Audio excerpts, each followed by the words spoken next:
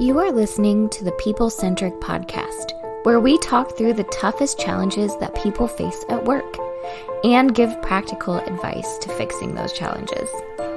Thanks for joining our movement to create workplaces that are happier, healthier, aligned, and empowered by putting people at the center of all that we do.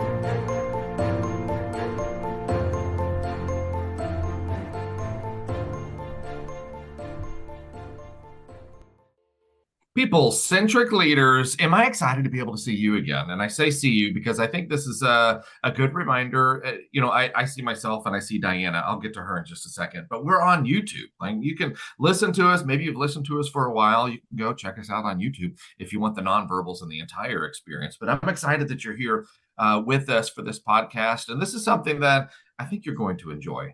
We are wrapping up the year. We are at year end when the holiday season, the holiday traditions abound for all types of different types of traditions and people. For me, you know what that means? It's time to sit on Santa's lap and talk about the things that we're wishing for. I had this. I'm just going to give total transparency here. I was on a walk a little bit ago. It's a nice, Diana, I don't know what it's like in Washington, but in Missouri right now, it's 65 and sunny, and it's December the 7th.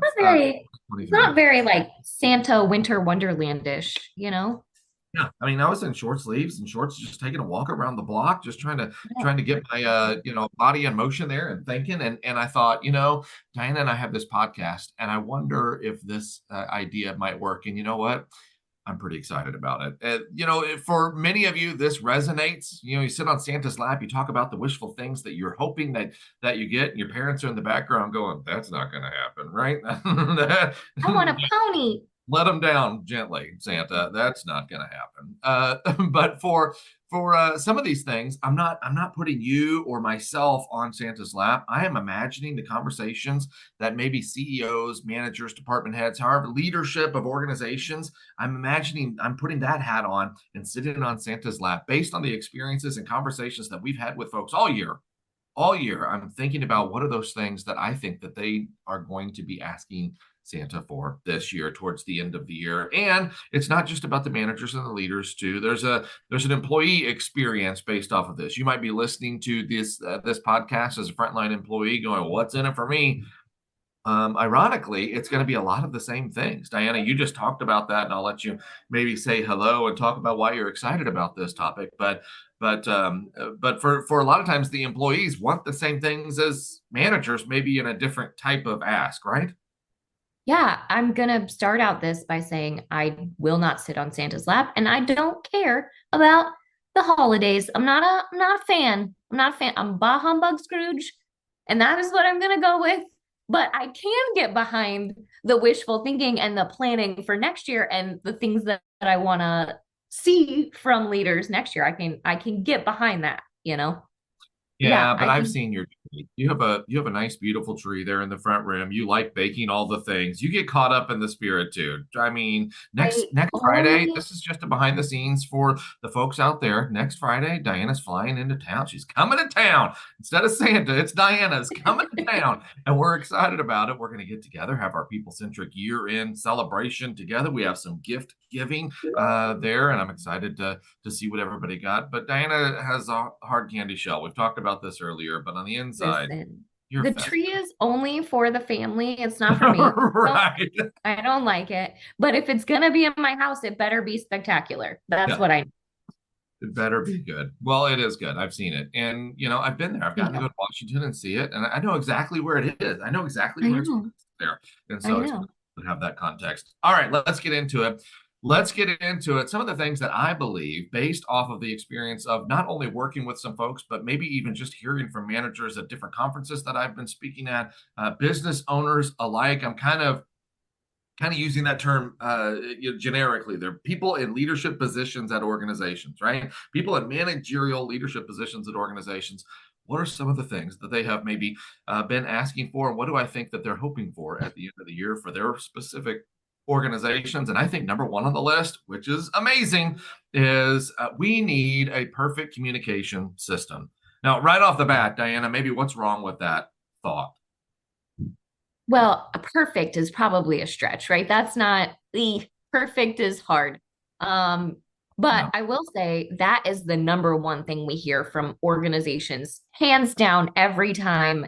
I've never walked into a company where they're like, our communication stellar. We excel at it. No one has ever said that, ever, ever, ever. And so yeah, I think you hit the nail on the head. Not just managers want that. Guess what? Employees want that too. So this is like the perfect wish for everybody. Yeah. So what does that mean though when you say you want better communication? What does that look like? What does that mean? And I think this is a great question because we do a communications workshop, a communication styles workshop. And it is, by the way, if you're looking for a sweet team builder, give us a call because people love it. People love, It's we so have fun. traveled far and wide to deliver this topic. And what's amazing about that is we have no less than, I don't know, 20 different communication tools at our disposal now. Like we have more access to people than ever before. Whoever's listening to this podcast, just think about your own organization. You call people, you text people, you email people, you Zoom people, you Teams people, you Slack people. I mean, there's social media platforms now. There's different apps in the workplace that you can come together to be able to project. Like we have so many communication So tools. much. And sometimes from the leadership's perspective, it's like, I wish my employees would actually use it. But sometimes from the employee's perspective, it's like, which one do you want me to freaking use? I have which bright shiny toy do you want me to use right now? In fact, we've gotten maybe inundated, I think, to a point as well. And so I think for organizations, they're saying, man, we need help with communication, which again blows a lot of people's minds because that's always at least number two on the ask list that people give us a call for. Yeah, Please at help us with least. communication. It's broken. Now, some of you are accidentally set up to fail. You're accidentally set up to fail because you are diversified. We are remote. We are working in many different types of locations. I have these two different departments reporting to six different managers. I mean, it's crazy. It's crazy. Sometimes, the lack of communication transparency starts with your org design and the way that you set it up. And so maybe taking a step back from that is a good opportunity. Organizations that have poor communication, Diana, let's talk about this. Like they might not even have to tell us that that's the thing, but if we walked into an organization and and communication was a struggle, like what are the types of things you might see or hear out of an organization where it's clearly broken? They haven't said it's broken, but we can just see and hear certain things. Yeah, I think the biggest red flag that I look for is the us versus them language, right? When people start saying like, "Wow, that those people over there, them at the top," right? Instead of we or us, because you're all on the same team, you're all working for the same company. But when the communication gets really off, it starts that like narrative of, yeah, we're all on the same team, but we're not working for the same stuff, right? I do this job, they do this job, and we are not aligned. We are not together. We are not the same. We don't have the same goals. We don't have the same values, right? And I think that's one of the ones that I look for when I'm like, is communication broken here? Oh yeah. And the other one is like, well, go ahead. You I was say I was just I was just gonna say you'll also hear from like the frontline employee level. Like we're always the last one to know what goes on yep, around this place. yep. I don't even ask questions anymore. I learned a long time not to ask questions anymore. I just keep my head down and go to work. And now some people in leadership might be like, perfect. That's exactly what I would like you to do. But I don't know if that's the best approach to be able to let that happen too. You're trying to create engagement here. I think one of the best opportunities to create engagement and buy-in is to be transparent up front. As transparent as you can be without divulging all the company secrets. I get it. But as transparent as I can be to be able to trust the frontline employees to be able to help us accomplish these things that they want to help you accomplish. Yeah. And I also think when we hear things like, I don't know what they want from me, I've told them 1,000 times, right? I've told them, I sent an email, I have this thing, right? Well, if the information still isn't getting to them for whatever reason, there's a disconnect. There's still something broken. So we have to figure out what that broken thing is and why it's broken still. Mhm. I'm going to jump off the manager leadership one, and I'm going to drop down and use one of the employee lists. So now it's the employee's turn to sit on Santa's lap or whatever. Not like Diana's not doing it, but this is what the employees, I bet, would ask for in the wishful thinking stage. And let's see if you guys agree with this. But I hear this all the time. Employees want the opportunity to do something other than just the job that they were hired for. Now, this might frustrate maybe people in leadership going, I hired them for that position because that's something that I need them to do. But if you're also in that leadership position and you're worried about things like engagement, buy-in, and retention, then I better look for opportunities, especially for those highly engaged ones, to be able to stretch their legs out on something else than what they were just kind of hired to do. I don't want to make the widget for 10 hours a day all the time. I mean, I'm good at it, and that's what you hired me to do, but I'm also capable of doing some more things. So one, I guess, Diana, why do the employees desire that? And two, what are some of the benefits for leadership if they give them the opportunity to try some of those things? Yeah. So I think, employees are adults and we talk about adult learning theory, and people who want to be part of something bigger, people want to have autonomy, people want to feel like they're doing a good job. And all of that comes from varied experiences and new growth and new opportunities and the ability to take on things that live within their strengths that maybe they don't get to do every day. The adult learning theory shows that like humans naturally want those things.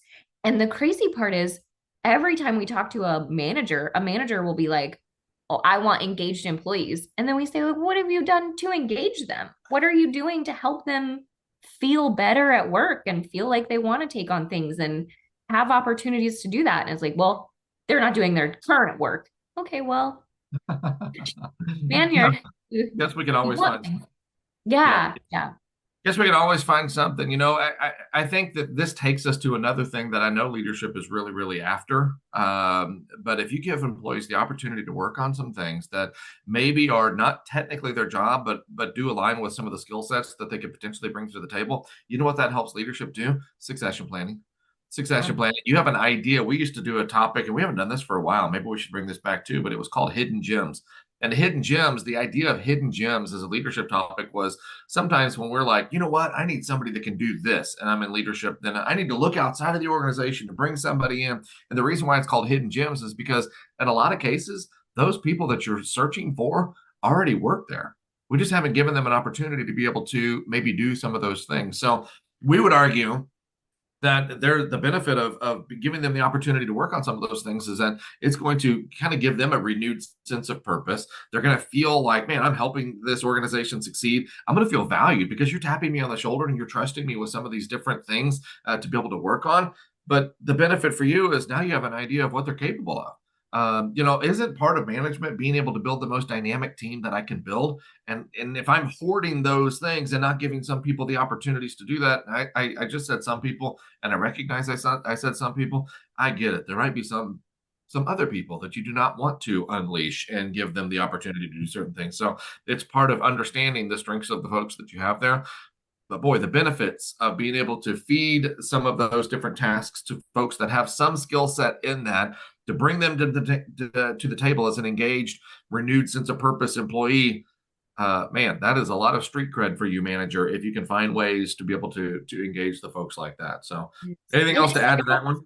yeah, it helps with retention too, right? Because then people aren't bored and people don't feel stagnant and people feel like they have a path and that they're contributing something great. Like people want that. And granted, I'm saying people, I know some people are like, nope, I'm totally happy in the job that I'm doing and I just like this thing, and that's great too. But the people who want that should be able to get that, and that only benefits them and the organization as they go along and do it. Yeah.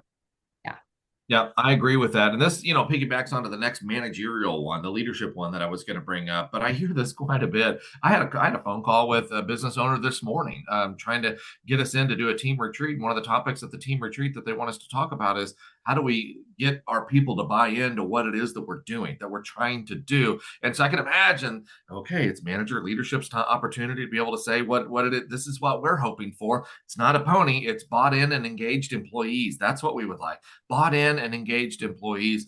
And I've seen so many actions that go counter to this. And what I mean by that is leadership of organizations not doing the things that you would do to be able to create that thing, but they're still hoping that that thing comes into some sort of an existence, right? They're going through the motions, wondering why that's not happening. But there's some things that they're doing, and maybe we could take this approach with it, Diana. Some things that they're doing that is not creating the space for people to become bought in and engaged. And maybe do you have thoughts on like what those things that we see organization leaders doing that you're not creating the space for that to happen because you're doing Yeah. these types of things?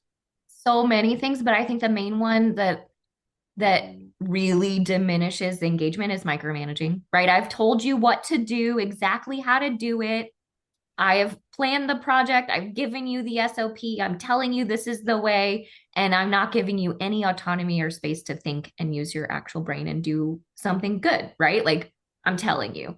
I think one of the other things is going against core values and not thinking through those things when they give a project, right? They're just Yeah. saying, here's our project, but they're not thinking about their core values like respect and trust and uh, humility and all those things that an organization puts out there and says this is what we live by, but then they don't actually live by that, and that causes a Yeah. lot of disengagement. Oh yeah, I would add to that too. I like both of those points, but I would add to that as well that we do a lot of different workshops at conferences and things, and leaders, they're asking for certain types of culture influencing topics, which we bring a lot of that content. Our newest one though is called delegation. We've already booked that one a few times for next year, where they want us to go to a couple of hour workshop on this idea of delegation. You know why? Because we stink at it. Not we. We're pretty good at it. That's why we're teaching it. But you all struggle. You struggle hard with delegation. And we do this as humans, Fun right? fact, I struggle, Matt, with delegation. Yeah, we struggle with delegation. And for I won't get into it, but we struggle with delegation for so many different reasons. There's different reasons that we would say that we struggle with delegation. But fast forward, and if I struggle with delegation and I'm not kind of giving my folks the opportunity to buy into something because I've kept them out of it all the way up in the creation of the thing that I'm hoping that they didn't latch onto, but they haven't seen the thing until I say, good news, here's the thing, go get it, Tiger. Now all of a sudden, I want you to think about it like this. You're creating robots. You're not creating engaged employees. Yeah. And I Yeah. don't know if that's what you're after. I know why you're doing what you're doing. And I'm not saying you're sabotaging on purpose. Absolutely not. You're trying to do the right thing. You're trying to do the best thing. But without the opportunity to be able to delegate some of those responsibilities and bring people in earlier in the process, you're going to have a hard time creating buy-in and engagement from those employees that you desperately want that buy-in engagement from. Yeah. So anyway, let's go to the next one. That's a couple for the managers list. Let's go to another one here, and I'm sure you have thoughts on this. And you might be surprised that this is on the employee list here, but I would bet, based on conversations, the amount of people I interact with, there's going to be people that march up there and sit on Santa's lap and say, you know what, I want my organization to have an actual fair annual performance Mm. evaluation. I want Yeah. I want to know if I'm doing well or not. And that might surprise you because I just heard a lot of managers gasp there going, no, no, no, they don't want to know if they're not doing well. That's not true. They do. I think what we have seen is annual performance evaluation processes that either don't exist or they're set up poorly. And maybe let's just talk about that. Why does it need to maybe exist, but maybe not in the traditional sense that some folks are accustomed to? Yeah, I think a lot of people are used to those annual or semi-annual performance evaluations where they get a list of things and they're like, we've rated you 1 through 5 on all of these things. And they're shocked by some of the numbers, right? Like, why did I get a 2 in this? Well, because 6 months ago you did this thing that I didn't like and I wrote it down and I never talked to you about it and I never engaged you on it. But I told you it was, I'm telling you now, I'm telling you got a 2 instead of a 5 because of this thing that you had nothing to know about or couldn't fix in the time that you had. So I think people hate the surprise. I think they hate the length of time that goes between it. I think they hate the um sort of ranking system that gets tied to them and their inability to move that if they can. I think there's a lot of reasons And that it's it's emotional too. Like this entire conversation is based around me, my performance, what you think of me. It's tied to my money. Like there's a lot going on with this conversation, which honestly sets us up for failure. Now, some of the managers listening, I realize you work for a large organization that you have no control over what this performance evaluation process looks like.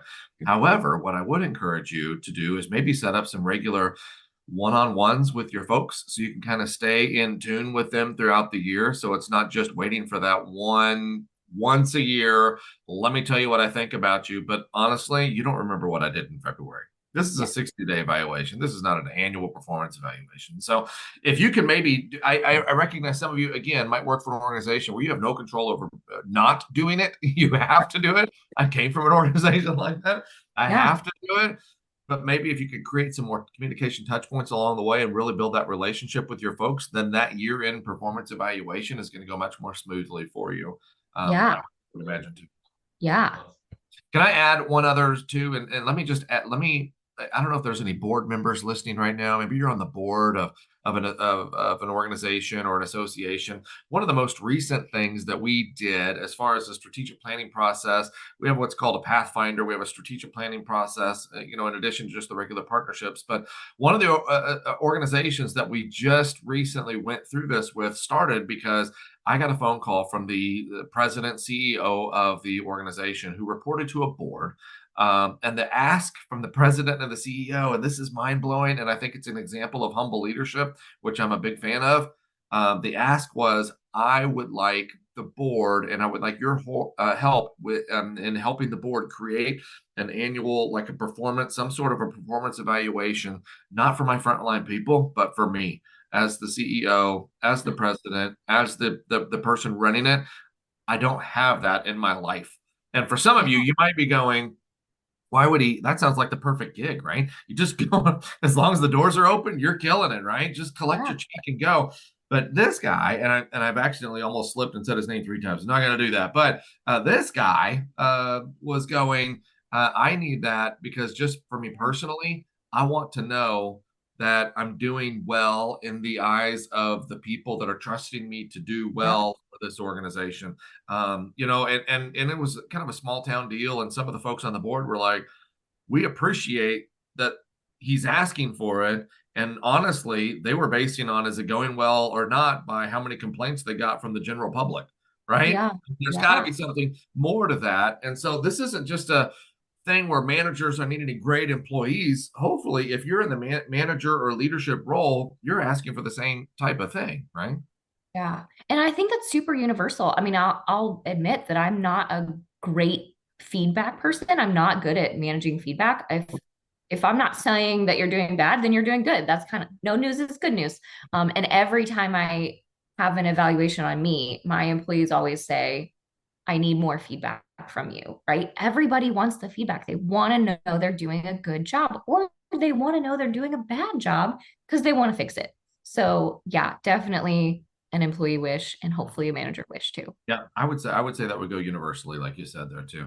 All right, just a Yeah. couple of more here. For the manager's perspective, gosh, we hear this a long time or a lot. We've heard it for a long time. And it's not industry specific either, but how often do we hear, you know what I want, Santa, is I want managers that actually hold their people accountable. As a leadership team, I want managers that actually hold the employees accountable. And this is another one of those that can get squirrely. In fact, if you don't know that that's the issue, you could just spend some time in the organization and we can feel that. Like we can pinpoint that and go, "Dadgum, there's a lack of accountability in this place." And you can see just the chaos that kind of ensues there too. Why is it, Diana, that managers don't hold people accountable anyway? Because accountability is hard. It's It's hard and hard it's to do. uncomfortable.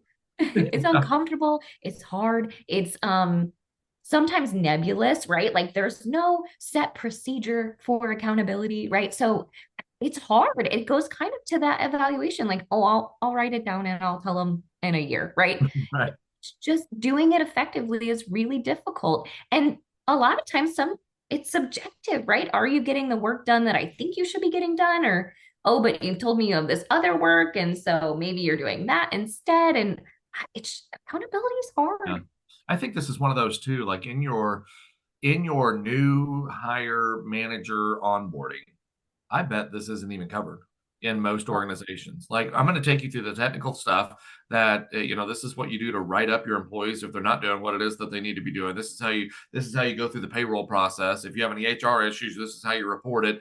Technical issues, here's the number to the IT team. But it's like I don't think that it ever goes into, let's walk through what may be a difficult conversation or holding the team accountable looks like and how do I do that, and let's talk about why that's important. It seems like that's one of those next level managerial things that honestly, people typically reach out to us for and say, dang, we are struggling with this. Can you help give us some perspective or do kind of a workshop around this idea? And we're always happy to do that. But it's not something that's just a part of the training. If you graduated and got your degree, you're super excited to take a leadership role. That was not one of the classes that you took to be able to get that degree, right? This is this No. is a next level kind of a thing. And again, we're taking it from the perspective of manager to employee, but your employees want it also. Your Yeah. employees desire to work for organizations that have accountability standards too. Yeah. I And don't to your know. point, I have a master's in business and never had a single class on accountability. That just wasn't a thing. They don't teach it. It's not a Yeah. deal. Yeah. Yeah, and right now more than ever, I'm just going to kind of say maybe it's an elephant in the room where there's a lot of people going, I can't hold accountability because they'll leave, and I can't hire people because that's a thing too. And so, I agree. I think some of the ones might leave if we start to have harder conversations with them. But if you don't and just avoid all of those conversations, you're going to lose people also. The problem with that is you're going to lose the good ones that Yeah. did want to work in an environment that did have some kind of structure to it, that did have some level of accountability to it. Those highly engaged people want that. And that's what And you'd be losing. And I know this is in the manager column, right? This is a manager wish list, but I bet that a lot of employees would say the same thing. Yep. Like, no, I do want it to be fair. Like, I'm busting my butt over here, but Joe Schmo is lazy and can take 100 days off and call in every day. And I'm Yeah. picking slack for that. I would love it if somebody would hold Joe accountable. That would be great. Yeah. So yeah, Yeah. I think it's an employee wish too. Universal. Good. Man, we're seeing a lot of symmetry here between the two Much, lists. A so lot of much. symmetry. All right, one more that I have, and then I'll open it up and I have see if one you have more. anything else too. Okay. One Okay. more that I have. I bet the employees would say, you know what I want as an employee at my organization? I want managers that actually listen to the things that I'm trying to bring up. I want managers that actually take time to actually listen because we hear quite a bit of it from organizations where this is a struggle, and those employees all of a sudden they just got tired of raising the flag that they don't raise the flag anymore. And for managers Yeah. that are listening or leadership that's listening right now, you're going, perfect. How long did that take? Right? I want to build that process. You don't want that. You don't Yeah. want that. I think the charge for managers is, are you doing a good job of creating a space where people can raise the flag, even if it's uncomfortable for you? Employees desire managers that listen, managers that take time. And you might be sitting there going, manager, oh no, I have an open door policy. They can come to me whenever. I don't even know if that's good, right? Open door, we equate to open chaos. Maybe it needs to be a little bit more intentional than that. Managers that listen are also maybe the managers that are proactive with the time. So if I'm managing Diana, I might say, hey, Diana, let's just get together once every couple of months or whatever that is, once a quarter, once every 30 days. And I just want to create the space. Even if there's nothing earth shattering that you have, I just want to create the space. I want to make sure Yeah. that you have a space to be able to say what it is that you think that you need to say. So, do you think Yeah. that's a universal one? Also, you think that goes both ways? Absolutely. Yeah, absolutely. I mean, there's no person on earth that doesn't want to be heard. There's no one I mean, everybody wants to feel like they have a voice, like they're being heard when they're bringing up things. Everybody wants to feel like there's some intent behind words and actions, right? And I think that that's a super universal one. And it sort of ties to the one that I had, which was the wish list for everybody is I want to feel like I'm cared about at work as a human, not just as like a number and an employee and like part of the cog in the wheel. I want to feel like I'm cared for, like somebody listens to me, like somebody actually knows me, cared about. The amount of people that just threw up in their mouths just a little bit when you said that is I probably hate it too. astrology. But it's important. I Because it say this, is. I say this quite a bit. And I know we've done other podcasts about this topic here. Happy's not the goal, right? Some people are going, why do I have to make sure that they're happy? Why do I pay them to do a job? Please do your job. But in this day and age, especially if you struggle with this already, the younger generation has a very low tolerance for working for leadership and managers. They do not make sure that they understand that I have a life outside of here and it was my choice to come work for you. Yep. Right? That's a different narrative than than days of old, I guess I should say And there. that narrative changed quickly. I'm going to tell managers like that changed within the last 5 years, maybe. I mean, it Yeah. was like a quick, okay, the workforce is different now. The older generation who kind of was like, I'm gonna be here forever, I'm gonna do this thing and I'm okay. And as long as you pay me, I'm okay. That's gone. Those days are over. You have Yeah. to care people that work for you because they have chosen to work for you. Not because you're touchy-feely, but because if you do, they also will work harder to help you succeed. Yeah. That's kind of the I kicker. I hate it. I hate that that is true. I'm not lying. I'm not lying. I hate it. I hate that it's Hate true. is such a strong word. It's but it's so because it's so hard for me. It's so I am one of those people that I'm like, listen, they pay me to do a job. I do that job. I do it super well, and I go home, and I don't need any of the other stuff, right? I think Matt, you make fun of me because I don't share. I hadn't shared a lot of my life in the past, and it was a struggle to get me to even share the things that I share now. Um, but I have grown, and I think that sharing and caring, bleh, um, has totally improved the way that we work. It really has. Yeah. Yeah. And again, I think you're going to find it not as a want as we continue to move forward, but it's going to be kind of a must. It's Yeah. going to be kind of a must Yeah. because you're trying to attract talent there. Not to say you might have employees that are like Diana too, and they need less of that, right? Oh, But at the end of the day, if we can boil it all the way down to, but they still want to know if they're doing well in your eyes. Like they still want to know they're doing well or not well. Like it's got to be at least to that. It's got to be yeah. at least to that that feedback there. So you know, the nice thing is, you know, we kind of couched this whole idea here as a wish list for the end of the year for whatever your holiday traditions might be. Again, I equated it to sitting on Santa's lap and talking about these are the things that I'm wishing for, that I'm hoping for. It's a wish list, and hopefully some of those hit the mark for you. You're going, dang, that's true. I would ask for that. I would hope for this. I would wish for that. The nice thing is none of these have to be really wishes or imaginative anyway. Like these are the things that we And do. make it happen. You Yeah. can totally make that happen. All of these things that we talked about here, it's not a Yahtzee moment, you know, but all of these things that we talked about here, we work in, we play in, we enjoy doing, and frankly, we're good at. We're good at connecting these dots for organizations and employees, managers alike. We're good at bridging those gaps between frontline and leadership. We're good at bridging the gaps between leadership, executive teams, and boards. We are ultimately, I think, you know, Diana, what struck me most maybe is I have these two lists separated. If you want to know behind the scenes, there's my notes for what this looks like here. Here's But mine. behind, on our people centric letterhead there. But if you want to know behind the scenes, like I had those two things separated out, but the symmetry, like we used earlier, between the two lists, we all kind of want the same things. Yeah. Our approach and how we go about getting there, or maybe our desire for wanting it in the first place might be a little bit different. Yeah. But The motivation's want different. the Sure. motivation's different. Yeah, but we all kind of want the same thing. So Yeah. anything to add before we move to close? Well, I'll say that also all of these topics, communication, accountability, performance evaluations, we have whole podcasts dedicated to all of those. I'll try to find a few and link them in the show notes so that you guys can easily be like, oh yeah, I want one on engagement. I want one on accountability, and I'll link it in there. But look through our old podcasts. We have covered these topics. Absolutely have content for that. And if you can't find it or you want something more specific, you can always reach out to us. We're always happy to talk to you.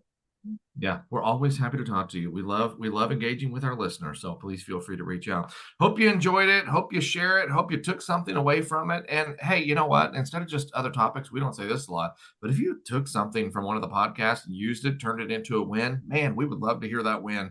Also, we want to celebrate that success with you. We would love to help cheer you on as you are trying to apply some of these things. Do you mean you want to hear that you're doing a good job at the podcast? Want to hear I'm Is that killing what it. you're saying? Yeah. I want to hear that I'm killing it, Right. and maybe you guys can vote on who your favorite podcaster is. I don't know if we want to go there, but I would appreciate Don't that. do that. I will cry.